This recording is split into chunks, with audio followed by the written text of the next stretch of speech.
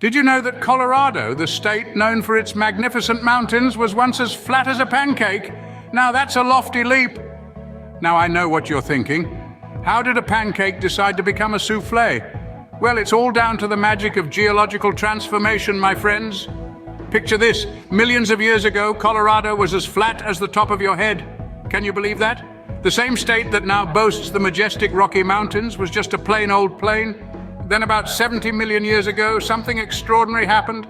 The North American continent decided to give itself a bit of a makeover. It's like when you wake up one morning and decide, hey, I think I'll switch from wearing t-shirts to turtlenecks. Except in this case, it was more like, hey, let's go from being as flat as a pancake to sprouting towering mountains. The Earth's crust began to fold and fault, creating the genesis of what we now know as the Rocky Mountains. It was a bit like dough rising in an oven, except this was on a grand geological scale. And over time, these folds kept on pushing upwards, reaching for the sky, turning Colorado into the mountainous marvel we know and love today. But the transformation wasn't done yet. Oh no, the forces of erosion and weathering decided to join the party, carving out valleys and canyons, creating the breathtaking landscapes that make Colorado a dream destination for outdoor enthusiasts and nature lovers alike. So you see, Colorado's transformation from a pancake to a souffle was no small feat. It took millions of years, a whole lot of geological activity, and perhaps a sprinkle of magic to create the Rocky Mountain Majesty that we see today. So next time you're flipping pancakes, remember Colorado, the pancake that sprouted peaks. Now, isn't that a tall tale to tell your friends at brunch? Stay tuned for more fascinating facts and humorous anecdotes about the Colorado conundrum. Ever heard of the Mile High Club? No, get your mind out of the gutter. We're talking about Denver, the Mile High City. Now, you might be wondering, why the Mile High City? Well, Denver, Colorado is exactly 1 mile above sea level. That's 5,280 feet for those who like specifics. But it's not just a fancy title. This altitude gives Denver a few unique quirks. Think about this for a moment. You're in Denver, you've decided to bake some cookies. You mix your ingredients, pop them in the oven, and set the timer. But wait, you're not in Kansas anymore. This is the Mile High City, where baking is a whole different ballgame. The higher altitude means lower air pressure, which can make your cookies expand more and then fall flat. So Denverites have to be quick on their feet and maybe take those cookies out a few minutes sooner. And it's not just the cookies, the altitude affects almost everything. You ever watch a Broncos game and wonder why the football seems to fly further? Or why visiting teams get winded so easily? You guessed it, it's the altitude. The thin air up here means there's less resistance, so that football soars like an eagle. And those lowlanders, well, they might need a few extra breaths to keep up. And let's not forget about the weather. Denver is known for its 300 days of sunshine a year. But when it snows, it's a whole different story.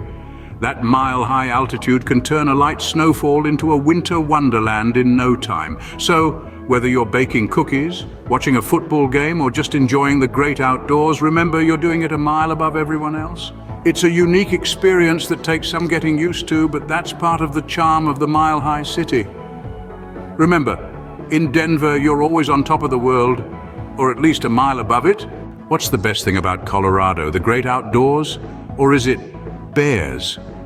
We've all heard the tales of Colorado's stunning landscapes, the exhilarating hikes, and the thrill of shredding down the snow-capped peaks on a pair of skis.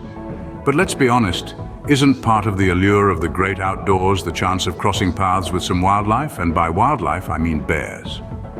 Now, before you panic and start Googling how to survive a bear encounter, let's clarify something. Colorado is home to 2 types of bears, the black bear and the grizzly bear. But grizzlies are considered extinct in Colorado, so the odds of seeing one are about the same as spotting a unicorn frolicking in the Rockies. So that leaves us with black bears, which are, thankfully, less aggressive and more likely to run away than challenge you to a boxing match. But let's get back to the fun stuff, shall we? Colorado's outdoor activities aren't just about potential bear encounters.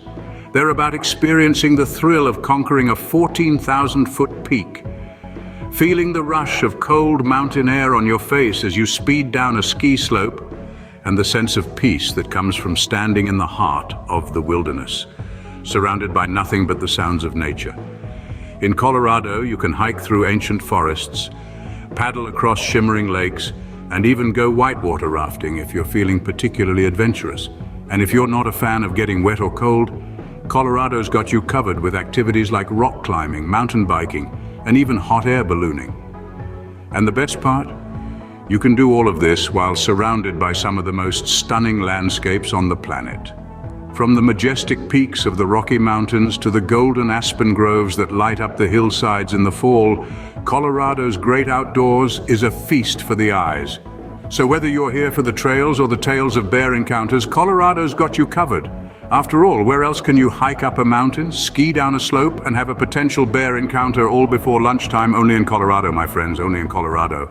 Not all those who wander are lost. They're just in Boulder trying to find their way around the roundabouts. Ah, Boulder. Nestled at the base of the mighty Rocky Mountains, this city is a haven for those with an adventurous spirit and a thirst for the outdoors, but don't be fooled by its natural beauty and tranquil vibes. There's one thing that leaves even the most seasoned travelers scratching their heads: the roundabouts. These circular intersections are as much a part of Boulder's identity as its mountain views and craft breweries. They're everywhere, and they're notorious for making even the simplest journey feel like a quest in a Tolkien novel. You might start off intending to visit the Flatirons only to find yourself circling the same roundabout for the third time. But don't despair. This is all part of the Boulder charm. The city's roundabouts are like its quirky signature, a testament to its commitment to environmental sustainability and reduced traffic congestion. You see, in Boulder, not all who wander are lost. Some are just trying to navigate the roundabouts. And while you're going in circles, take a moment to appreciate the surroundings. Boulder is a vibrant and progressive city, brimming with cultural attractions, bustling farmers markets, and an incredible food scene. From the historic Pearl Street Mall to the dynamic University Hill, there's a lot to explore and discover. So, take the scenic route, embrace the adventure, and remember, it's not about the destination, but the journey. In Boulder, every detour is an opportunity for a new experience. Every wrong turn might lead you to a hidden gem, a scenic trail, or even a new favorite coffee shop. And let's not forget the people of Boulder, known for their friendly and welcoming nature. They're always ready to lend a helping hand or offer directions to lost travelers. So, don't hesitate to ask for help if you find yourself spinning in the roundabout vortex. So if you find yourself going in circles, don't worry. You're probably just in Boulder. After all these wonders, doesn't Colorado call out to you? No, seriously, can you hear it? It's saying, visit me. Well, let's be real here. The state isn't going to literally start a conversation with you, but metaphorically speaking, it's practically singing an irresistible siren song, a melody that's a blend of snow-capped symphonies, rock-studded rhapsodies, and echoes of elk. It's a tune that tugs at the heartstrings of adventurers and nature lovers alike. Now, if you're a city slicker who's convinced that nature is just another word for no Wi-Fi, let's have a little recap. Colorado isn't just about the great outdoors, it's also about the great indoors. Denver, the mile-high city, is a bustling hub where the mountains meet the metropolis. It's a place that serves up a hearty helping of culture with a side of craft beer, of course. And let's not forget about Boulder. It's not just a place where people get lost, it's a place where people find themselves. In the markets, in the music, and even in the mountains. Some say it's the altitude, others say it's the attitude. Either way, Boulder is a city that's not afraid to be itself. But for those who are hearing the call of the wild, Colorado's got you covered. From the Rocky Mountain peaks to the charming valley towns, this place is a playground for the adventurous. And yes, there might be bears. But don't worry, they're more scared of you than you are of them. Well, probably. In a nutshell, Colorado is a state of contrasts. It's where the wild meets the refined, the old meets the new, and the cowboys meet the craft beer.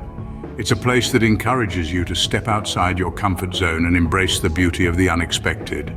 So pack your bags, grab your sense of adventure, and answer the call of the Colorado.